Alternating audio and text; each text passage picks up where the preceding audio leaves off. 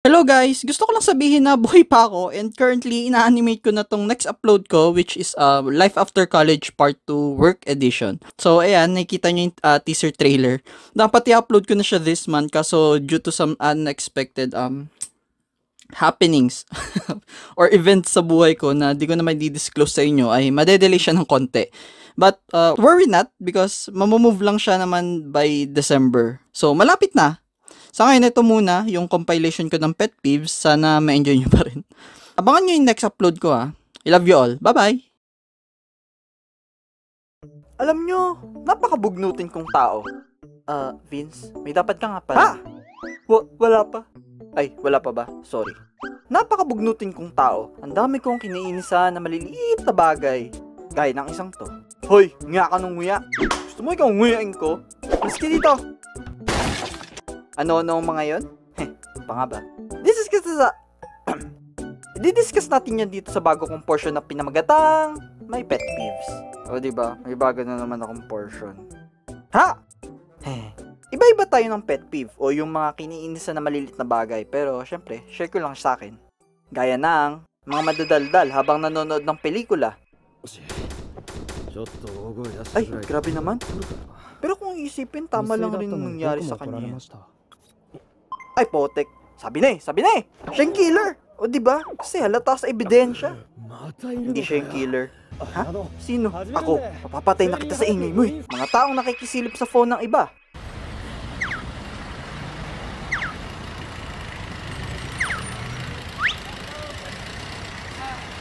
Friendship lang daw kaya niyo maisukli sa'yo.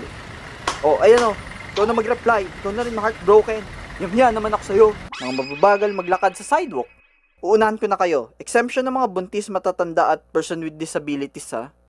Ayan, late na ako.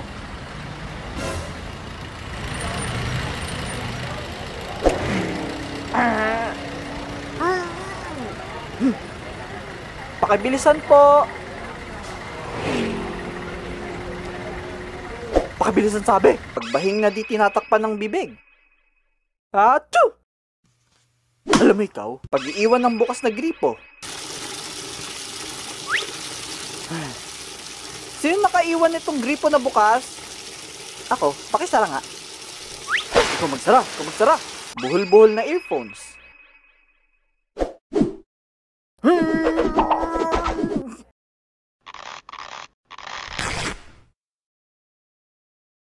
May earpods nga pala ako. Pakikisingit sa elevator. Wait! Sige, sara mo na. Wait! Sige, sara mo na. Wait!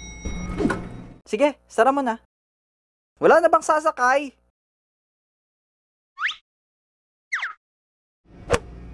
Wait! Wala na! Mga taong nanonood sa channel ko pero di nagga-like at nagsusubscribe. Natamaan ka, no? Ano ba naman kasi yung pipindutin mo na lang yung like at subscribe button, di ba? Di ka naman tutuklawin yan. Kaya kung na-enjoy mo tong mga content ko, i-like mo na tong video at mag-subscribe na. Nanggigigil ako sa'yo eh. And now, back to the video. Sabi ko back to the video, di ba? Mga batang spoiled na umiiyak in public. Mami, bili mo ako laruan. Gusto ko ng bago. Sawa na ako sa luma. Hindi, wag nyong wag nyong gagawin yan. Pagtapon ng basura kahit saan.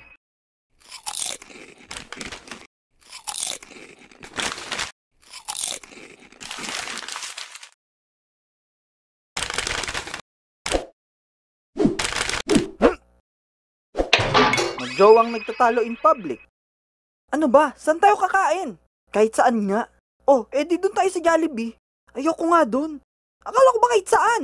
Oo nga, kahit saan, pero ayoko dun.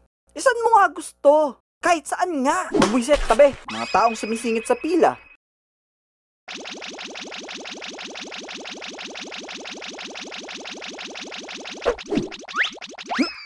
Loko yun ah. Muntik pa tayong masingitan. Mabagal na internet.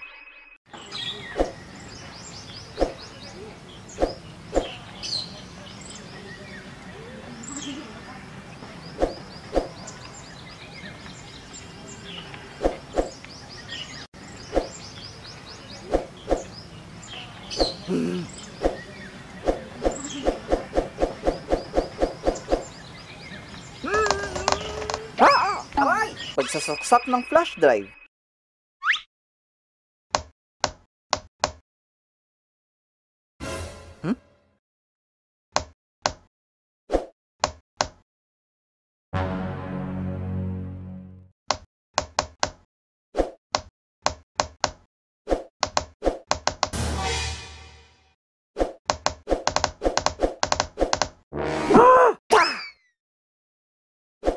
Mga naninigarilyo sa jeep.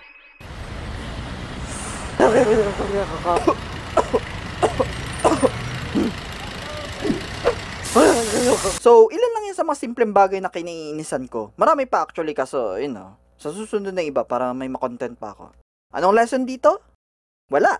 Gusto ko lang mag-share. Di sa lahat ng oras may mapupulot kayong aral dito, ha? Oo. Pero normal magkaroon ng pet peeve sa mga maliliit na bagay. Pero kung minsan di mo na matiis sa ibang tao, pwede mo naman i-voice out yan. Hindi yung iipunin mo lang sa sarili mo at i-vent out pa sa ibang tao o bagay. Ikaw lang rin may stress eh. Ayun lang. Kayo, ano yung mga simpleng bagay na kiniinisan ninyo? Share nyo nga dyan sa comment section para may mapag-usapan tayo. Ako, ang kiniinisan ko ay wala akong paki sa'yo.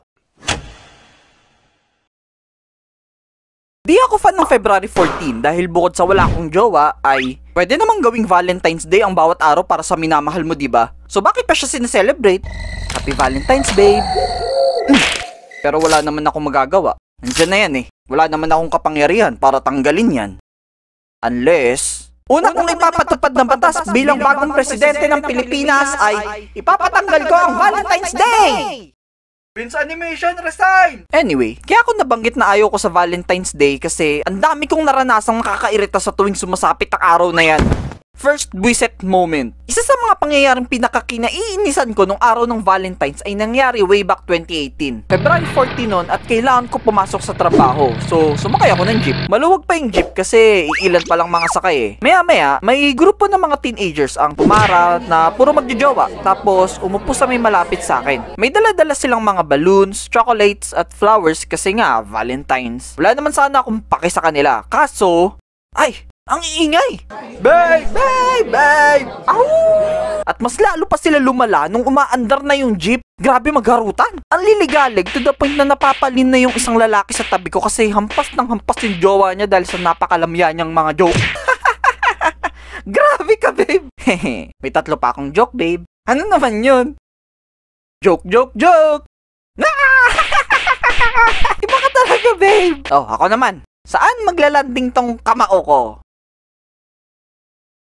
Saan naman? Sa mukha mo? The joke, di ko ginawa yan. Pero kung pwede lang eh, susuntokin ko talaga siya sa mukha. Ang luwag ng jeep, pero bakit dun pa sila maghaharutan sa tabi ko? Buti sana kung di naman ako naaabala. Eh ding ginawa ko, lumayo ako sa kanila. Usog ng malala.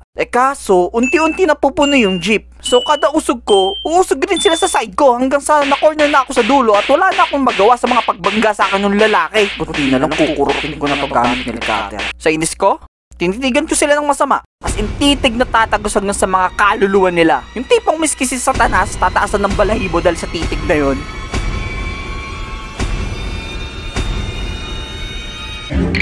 Goosebumps. Hoy! Huwag nyo galitin to! Eh di yun, nagsitigil sila. Ako tahimik akong tao, pero pag naubos pasensya ko, ay nako, di nyo magugustuhan ang mangyayari. May mga couples na cute at talaga nga namang mapapasabi ka ng aww. Pero meron din namang mga couples na paano ko ba i-explain ng hindi harsh? Mga buisit ba? Buisit? Harsh ba yun? Wala akong pake. Second buisit moment. Pangalawa ay nangyari naman nung 2016 ata. Basta college na ako nun. Alam niyo yung couple na sobrang papansin sa social media tuwing Valentine's? May kinalaman naman dun tong kwentong to. Okay, bago nyo ako takihin ng linyang mind your own business, lilinawin ko lang na itong couple na tinutukoy ko ay yung tipong kinachat pa yung ibang tao para i-like yung picture nila together tuwing Valentine's Day. Isa ka ba sa mga yon, ha? Isa ka ba sa mga yon? Hindi po. Hindi po talaga. Sige na nga. Opo. Sabi na eh, isa ka sa mga kinainisan ko. Ang kwento kasi ganito, mula February 12 hanggang 15, may lalaki akong friend sa FB dati na chat ng chat at pinapeste ako i-like yung pictures nilang magjowa online. Puro siya palike naman ito, palike naman ng ganyan. Nakabwisit! Nung pinuntahan ko pa yung post, hindi naman siya nilalangaw at may likes kahit papano. Hindi rin naman sila sumasali sa kung anumang online contest para magpalike ng picture nila. Di ko talaga alam anong trip niya. Para siya nang iinggit. As if naman naiinggit ako sa inyong mga peste kayo. Feeling ko nag-exist lang siya sa mundo para magdulot sa akin ng sakit ng ulo. Hello? Di nga tayo close. Nagkakilala lang tayo dahil friend ka ng friend ng friend ng friend ng friend ng friend ko.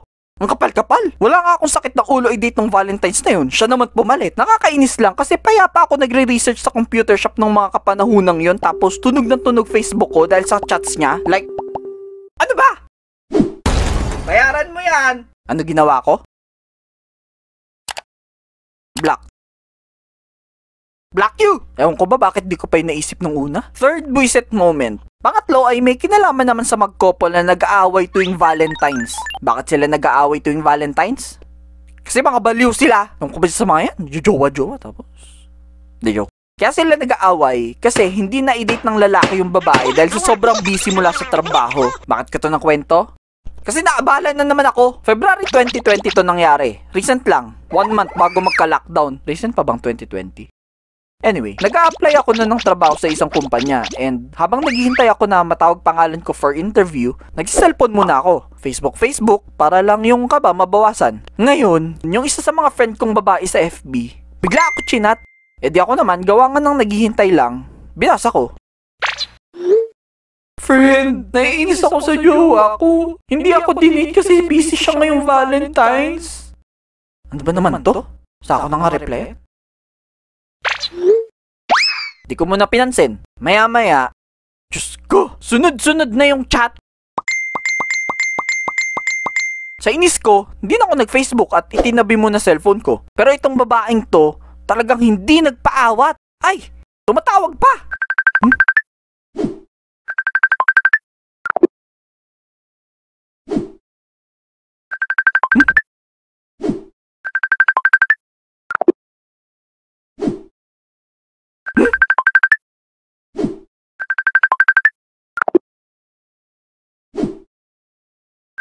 Kausapin ko nga. Alam nyo, pwede naman kayo mag-open up sa akin ng mga problema nyo. Pero sana i-consider nyo muna kung hindi ba ako busy o kung ano. Naintindihan ko, masakit ang pinagdadaanan niya. Pero sana isipin niya rin ako, no? Hindi niya nga ako tinanong kung available ba ako kausap eh. Help! Ano ba? Ayun, eventually, naghiwalay rin naman sila ng jowa niya. Bakit kaya? Sino kaya may problema sa kanilang dalawa? Friend, ano bang mali sa akin? Baka may something sa'yo. O baka may sometimes ka na rin. Sometimes matino, sometimes hindi. Ganon. So far, yun lang naman yung mga nakakabwisit na nangyari sa akin ng mga nakaraang Valentines. Sana wala nang susunod kasi kung meron, mananapak na talaga ako. Okay, wala naman akong paki talaga sa relasyon ng iba. Pakasaya sila dyan, nagharutan sila dyan, nag-away sila dyan, tumiwarik sila dyan ng parang mga paniki. Wala akong pake. Pero ibang usapan na kung makakaabala sila sa ibang tao, lalong-lalo na sa akin. Sobrang busy ko kayang tao. The best ako eh. Wala rin namang masama kung hihingi ka ng tulong or advice sa iba regarding sa relasyon nyo. Pero make sure na yung taong paghihingan mo ng tulong ay at least willing makinig at walang pinagkakaabalahan. Minsan na kasi ako naging ganyan. Yung hindi nakinig, joke. Minsan ako naging ganyan, yung may kakausapin dahil nga may problema sa love life, mag-open up, pero di ko na consider kung free ba yung tao.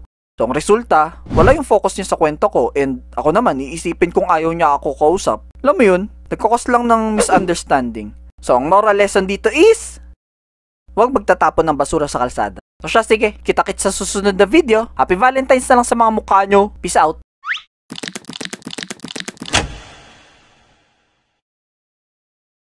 Hi, this is me, your very calm and collected Vince Animation.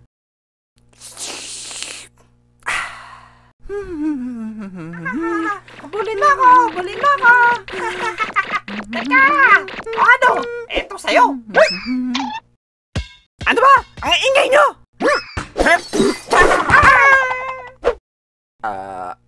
Kalimutan nyo na lang yung nakita nyo and let's proceed sa portion ng aking channel kung saan ang mga kinaiinisan nyo ay maaring kinaiinisan ko rin. May pet peeves. Minsan may ugali talaga yung ibang tao na medyo magti-trigger ng inis mo, no? Gaya ng mga to. Mga taong walang sense of personal space. Vince? Ikaw ba yan? Michael Jan hasta la vista, Balumbunan, La Cristana, Mercado de 21st? Oo, ako nga. Musta? Eto, medyo... Grabe, long time no see! Oo nga eh. Ilang dekada rin. Hindi ko na maalala eh. Ano na ginagawa mo sa buhay? Ano na ako? Teka nga! Ano ba pre? Lumayo ka nga! Yung mantika at ecosystem mo sa mukha nalilipat na sa akin eh. Pasensya na pre. Nakasanayan lang. Okay lang pre. Sana sa susunod maging aware ka naman. Ganyan ka na dati pa eh. Ah, sige pre. Mga nakikipag-usap sa tao kahit alam na naka-headset or headphones. Uy Vince, may kwento ako. Alam mo ba, may nakita akong crocodile kanina sa kalsada, tapos bigla akong tinahulan. Yun pala ano siya? Wala lang. Grabe talaga. Nawindang ako. As in, after nun, Vince? Uy, Vince! Vince! Oy! Ano ba? Nakita mo na naka-headphones yung tao eh. Ibig sabihin, wala ako sa mood makipag-usap. Pwedeng pag wala na akong pinapakinggang music? Okay. Few moments later. Oh, Vince! Di ka na nakikinig ng music. Baka pwede na ako magkwento. Di pa rin. Ayaw kita kausap. Mga nagsasabi ng no offense men para lang makapanlait. O ano? Nasaan yung iba? Teka, ano yung buhok mo pre? Bakit ganyan? No offense pero ang pangit. Tapos yung damit mo? No offense, pero ang baduy. Tapos yung pabango mo? No offense, pero ang baho. Ako rin, no offense pero o-offensa na ako. Epal ka eh. Epal ka. Kung gusto mo laitin ang isang tao, laitin mo. Hindi yung may pa no offense meant ka pa dyan. Makukulit na salesman or sales lady.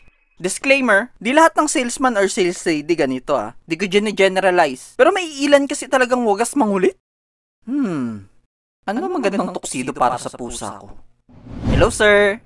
Ay, nagtitingin lang po. Okay, sir. Pero sir, meron pa po kami ditong ibang color kung di nyo prefer ang black. Ay, di po. Nagtitingin lang. Oo nga po, sir. Nagsasuggest lang. Okay. Pero sir, mas may mura. Ay, hindi po. Aalis na ako. Teka, sir! Sir! Hello, sir! Sir! Sir, wait, sir! Meron pa po kaming ibang design. Ano ba? Lubayin niyo ako!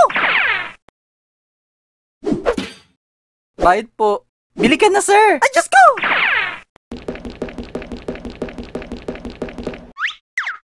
Sir, may sale po kami. Mga super mega ultra OA negative na mga tao. Grabe, kinakabahan ako mag-present ng thesis. Paano kung di sila matuwa sa gawa natin tapos ako lang bumagsak? Hindi yan. Kaya natin to. Tsaka isa lang ang magiging grade natin. Eh paano kung may namahanap sila biglang kulang? Tapos sa akin isisi. Baka gisahin ako. Hindi yan. Napaghandaan natin to, di ba? Eh paano kung biglang sumakit yan ko? Tapos nautal ako.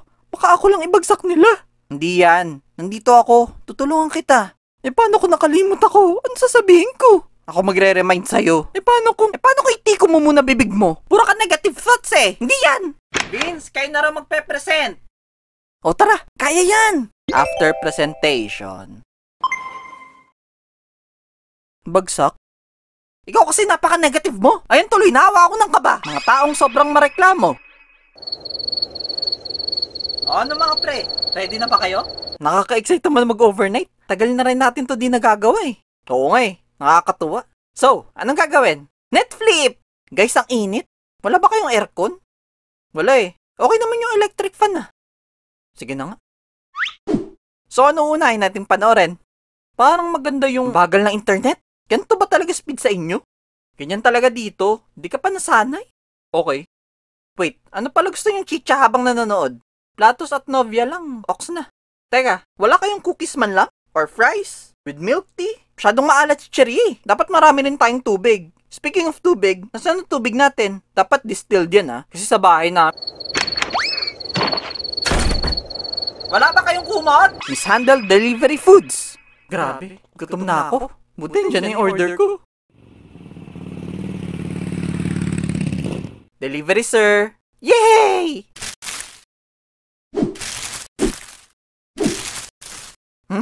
Teka, bakit ganito to? Ay, medyo napatalon lang motor ko, sir. Kasi ang taas ng humps na dadaanan ko kanina. Humps? Taob na lahat. Wala na akong makakain halos dito Wala, sir. Aksidente. Pakibayaran na lang po. Mabilis ka ata magpatakbo Hindi Ay. Sige, sir. Ito bayad.